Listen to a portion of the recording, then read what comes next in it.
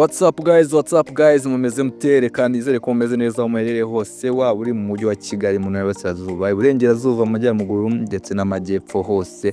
Nizere ko mumeze neza, waba uri mu Rwanda, uri hanze y'u Rwanda, mu Burundi ndetse naho mudukurikiranye hose muherereye. Ni Rugwe Media ukomeza kugenda ukurikirana umunsi ku munsi tukugezaho ubumenyi bugiye butandukanye mu bijyanye na technology. Uyu munsi ndaguteguriye video irenze cyane yagiye kubikubwira ku kintu cyitwa artificial intelligence, nkuko n'undi uzi ko tuvuga ku bya technology. N'ubundi rero nago nabura kuguha amakuru ku bijyanye na AI, artificial intelligence. So twari tumaze igihe kirekire tudakora, gusa nyine mbabwire ko twagarutse mu murongo mwiza wo gukora, ariko yongeye kubigisha ikintu cyitwa artificial intelligence. So nshuti zanjye rero nabakeneza n'ubundi kuri Rugwe Media. Ndabanza nkubaza ati ese warigeze kumva ko hari imbuga z'ubwenge karemano cyangwa se artificial intelligence ishobora gufasha gukorera amafaranga menshi cyane kandi mu gihe gito bitakeka? So guys, abantu benshi bamenye ama AI bakoresha GPT, bakoresha n'izindi. Gusa no munsi ngiye kukwereka artificial intelligence 10 cyangwa se imbuga 10 ushobora gukoresha zikaba zagufasha rero kuba wakorera amafaranga. Ni AI zirenze. So niba utarakanda kuri subscribe rero menya ko wacikanwe, kanda kuri subscribe kandi no kunzogera kugira utacikanwa video imwe yaba iguhombeje cyane. Menya ko rero tugiye kujya twiga ibintu byinshi cyane hano kuri Rugwe Media. So ngiye kubereka rero uburyo izo website inshubi zikora, gusa ndazicamo nirukanka, urumva tuzagenda tubona igihe gihari cyo kugenda tuzigaho zose, n'ubundi babyumva ko tutaziga mu gihe gito. Iki ngiki ngo tubishore mu minota 20 cyangwa se nk'ingahe nako tubigezemo. So guys, tugiye gukora kuri website ya mbere rero ariyo yitwa Copy AI. Gusa nyine mbere ko uyireba wakamaze gukanda kuri like. So niba ari website wabigeze kumva cyangwa se ukaba utazi uburyo ikoramo, andika muri comment ya website cyangwa se icyo website artificial intelligence wifuza icyo yabikora muri comment, nzagufasha kuba nagusobanurira icyo ikora. So tugiye kwitwa Copy AI. Ni website ifite n'ubundi iyo AI ni ikoramo yitwa copy.ai, no wayisanga kusho mu kwandika inyandiko zitandukanye. So abantu rero bafite ibinyamakuru, blogs ndetse n'ibindi bicuruzwa ndetse n'amagambo akoreshwa mu kwamamaza abantu, mu ushaka ama notes, abantu mukeneye ibitabo byo kwiga, abantu mukeneye ibiki, Copy AI. Ini AI yatanje, AI umuntu wese yakwifuza gukoresha w'umuhanga mu bintu bijyanye n'inyandiko, mu bintu byo kwandika. So website yayo rero ni Copy AI. Ndakeka uyibona wagikoresha mu bintu byo bitandukanye kuyijyaho. Harimo igice cy'ubuntu ndetse harimo n'icyo bishyura.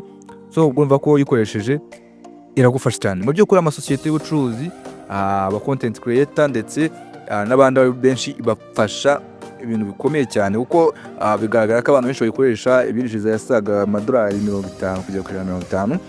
So nzabishora ryo mwakora amafaranga rero mukoresheje iyi website copy.ai, mukaba abanyamakuru mpuzamahanga ku ruhando mpuzamahanga. So niba uri interested, andika muri comment ngo Copy AI, andika ngo Copy AI kugira rero kuri video hari cyo gufashije, nzabigisha gukorera amafaranga n'ubundi ukoresheje website. So tudatinze rero twahita dukomereza kuyitwa pictory.ai. Iyi ni ya kabiri, n'igice cya kabiri cyo kuba twiga n'ubundi muri no video yacu naguteguye. Yo pictory.ai ni urubuga rufasha gufata inyandiko zisanzwe, urugero nka blog cyangwa script, rukayihindura video yuzuye ifite amashusho ya stock, muziki ndetse n'amagambo ya mwe bayandikamo, bayita ama subtitles cyangwa se ama caption based on what you call. Ntabwo mbizi, gusa ikunze gukoresha muri byo bakora ma faceless videos, murabibona cyane amagambo nyine bavuga, barimo bavuga wenda nk'inkuru. Sometimes bizakoreshwa cyane, tundakeka abantu mujya mukunda gukoresha ama social media mujya muzibona. So ukoresheje Pictory AI ushobora gukora video imwe mu masaha make, aho byagufataga igihe kirekire nyine umunsi wose umurikiga muri za Adobe Premiere Pro. Gusa nyine umukoresha Pictory AI birihuta cyane kandi birizewe. So guys, niba ukeneye gukora nka YouTube channel, ukeneye gukora iki, ukeneye gufata inyandiko ukaba wayihinduramo video, wayikoresha iyi website, irakora kandi irihuta kandi irizewe. Ni website ya kabiri nakubwira na usuggestinga kujya ukoresha. So guys, ukakanda kuri subscribe, like ndetse na comment. So andike muri comment ikibazo, igitekerezo cyangwa se inyunganizi. Twakomereza kuri website ya gatatu yitwa math.ai. twirukanse iyi ni website ushobora gukoresha video cyangwa se podcast. So guys, abantu mutazi podcast sinzi mujya muri ibiganiro wenda abantu mushobora kuba muzi nka za Iceman House Experience Rwanda, Iceman House Rwanda. So ni imwe muri podcast agency ikorera mu Rwanda. Okay, hari indi yitwa Sun what ibintu nk'ibyo ngibyo gusa zigeze ku bintu byo bitandukanye. So na podcast rero ni ama studio, ni ibiganiro bikorerwa ama studio byicaye ahantu hamwe, sometimes ibiganiro byubaka nyine. So iyi rero ya Mafu AI yagufasha gukorera podcast. Uzi ko ifite agaciro gakomeye kuko ifitemo aba voice actors, ya majwi usangamo ifite ushobora kuba ya text kayigusomera. Iguha amajwi y'abanyamwuga atandukanye, amajwi mu ndimi zitandukanye, ku buryo nyine ushobora kwayikoresha ama audio podcast, audio books, n'amajwi ya TikTok ndetse n'ibindi byose. Umushinga umwe muto ushobora kukwishyurira hagati y'amadolari 30 n'ijana kubera ino AI. Kandi ushobora kwayikoresha mu gihe gito cyane. So sometimes abantu ntabwo bajya bumva buryo bino bintu bikoramo, gusa byishyura amafaranga menshi kandi afatitse. So guys, twirukanse ndahita njya ku yindi irenze yo nagiye nkunda gukoresha bita Canva AI. So guys, ingi ikoreshwa muri Canva. Iyi ngiyi abantu mushaka gukora amarogo, abantu mushaka gukora ama social media thumbnails ndetse n'ibindi byinshi byo bitandukanye. Iyi ngiyi niyo ishobora kuba yagufasha. Aba graphic designer, iki presentation, iyi Canva AI ikora ibintu byinshi bigiye bitandukanye. So guys, ni irarenze iyi ngiyi, ni imwe mu zirenze cyane. Ni AI wakabaye uzi nk'umuntu ushaka kujya gukora abantu bakora amakots, amaposta, bene byo mubona bye bamaze ibitaramo. Irafasha cyane, ushobora kwibyaza inyungu rero. Mu gihe ufite ubucuruzi ushobora kuba wayikoresha amaze abantu mufite ibigo byikorera, iki byagufasha cyane. Ushobora kuyikoresha cyane, yakwishyura amafaranga ari hejuru y'ibihumbi 200 kujya ku 500 ukoresheje Canva AI. Ibintu byoroshye kandi bisiga amafaranga menshi cyane tu nk'inyungu. So twakomereza kundi yitwa Jasper.ai. Jasper irasa na copy.ai gusa ikora content igenewe cyane gucuruza. So abantu bakukeneye ibintu bya marketing, brand pages na irabafasha cyane. So bantu kugira nk'abantu bacuruza ibibanza, bacuruza amamodoka online, bamamaza tu bino bintu irafasha cyane. Jasper AI iyi ngiyi yagufasha cyane. Amasosiyete ukoresha amagambo y'ubucuruzi ibafasha kuba bakora ibifaranga byinshi, tubakoramo agatubutse. So iyo uzi gukoresha neza,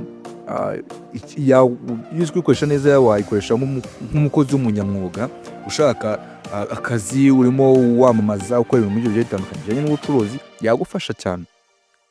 So guys, wikokanda kuri like n'ubumere no video kandi ubona yagufashije, icyo wanengamo wakivuga muri comments making sure ko kizakosorwa mu gihe gitoya. So hari indi yitwa Runaway, niyo dusanga ku mwanya wa 6. Runaway ayita Runaway ML cyangwa se machine learning. Iyi ni software, iyi software ni ya video kandi ivugisha abantu benshi muri no minsi. So irakora igakuraho ikintu bita background. So imagine yuko wafashe video ikayikuraho background. Imagine your AI ibaza urwego rwa AI. Ibyo n'undi ntabwo bishoboka, sibyo? Video wenda ifoto byakumvikana, niyo nduze kubabwira munsi ikuraho ama background ku mafoto. Imagine video imiragenda ukawayikuraho ukayikuraho background. Imagine icyo ni ikintu cyemereye cyane. So guys, wari umuntu uzi kubikoresha gutunganya ama video, ukora ama TikTok ads, YouTube shorts, ama film, abantu bakora ama film, yabafasha cyane. Iyi ni AI irenze. Hari indi rero yitwa remove.bg. Okay, bayita clean up pictures. Nindi bikorana ushobora kuba ikoresha mu gihe utabashije remove.bg.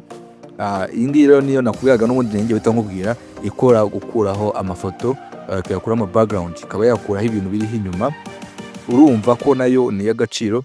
Iyi ngiyi ikoreshwa muri e-commerce nka Amazon, aba bayikoresha cyangwa se eBay sellers, abantu bakeneye amafoto meza y'ibicuruzwa y'abantu, nyine amafoto y'ingirakamaro.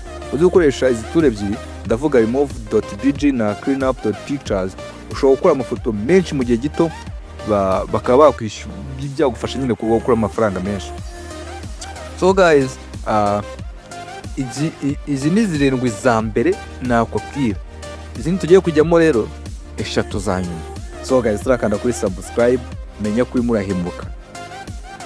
murahemuka igaye. So twagiye rero kuri mwanya munani turasanga AI izwi n'abantu benshi. Guess ni yihe? andika muri comment niba ugesinga, shyiraho 8 umubwira ati ni iyi ngiyi. Iyi ngiyi rero ni website cyangwa se artificial intelligence ya OpenAI. Iyi ngiyi abantu benshi barayizi, niyo bakoresha abanyeshuri bakopera mu ishuri, my friends, niyo bakoresha abantu b'abacuruzi, abarimu, abaganga. Nyine wumve ko ni AI yavugishije abantu none mu gihugu cy'u Rwanda izwi kubi. Ku mwanya wa turasanga iyitwa ChatGPT. Okay, noneho beta kugira uyikoresha n'iyitwa Zaipa cyangwa se Zaipa, maybe on your pronunciation. Bivuze yuko gukora automation z'ubucuruzi. Guys, ibaze kuba email yaje ugasanga yisubije aho artificial intelligence mwe yakora ibintu birenze, igasubiza ibibazo by'abakiriya, naho Zaipa yo ishobora kuba yakora nayo mu marimi z'ama email. Amasosiyete menshi rero yishimira zino AI kuko AI GPT ubaye kwikoresha ikora nka consultant, ikora graphic designer, web designer, ikora ibintu byinshi cyane. Twita ChatGPT. Guys, iyo udafite application ya GPT muri telefone yawe ufite ikibazo. Imagine ko warasigaye cyane. Ku mwanya wa 9 turasanga yitwa Midjourney. Iki ni igikoresho gikora amafoto y'ubugeni. Iki ni igikoresho brothers and sisters. Iki ni igikoresho Midjourney. Iyi ngiyi rero yiha prompt cyangwa se byandi bandikamo kugira ibigere nyine iki gukorera. Ushobora gukora nka t-shirt, igakora NTF arts, umva bira bishushanyo.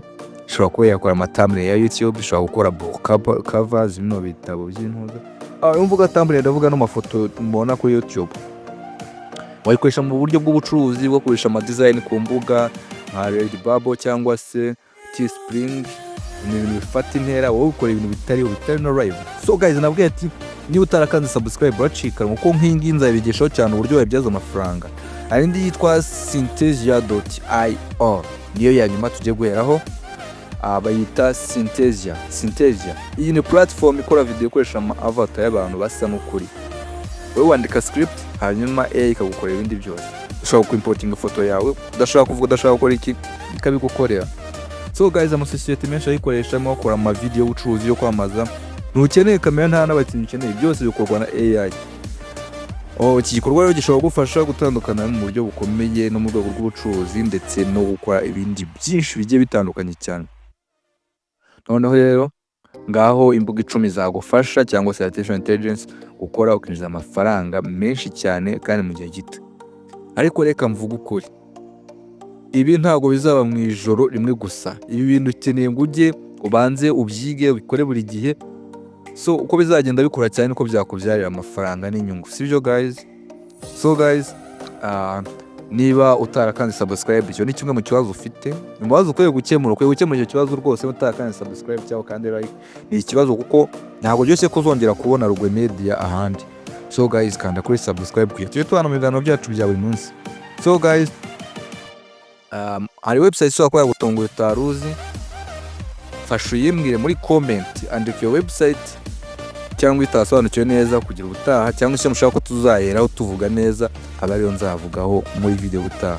Rero bari gukanda kuri subscribe mu buryo bwo kwiyandikisha kuri Rugwe Media kandi ufungure inzogera kugira utacika muri izindi video. Guys, love you much brothers and sisters, ndabemera cyane.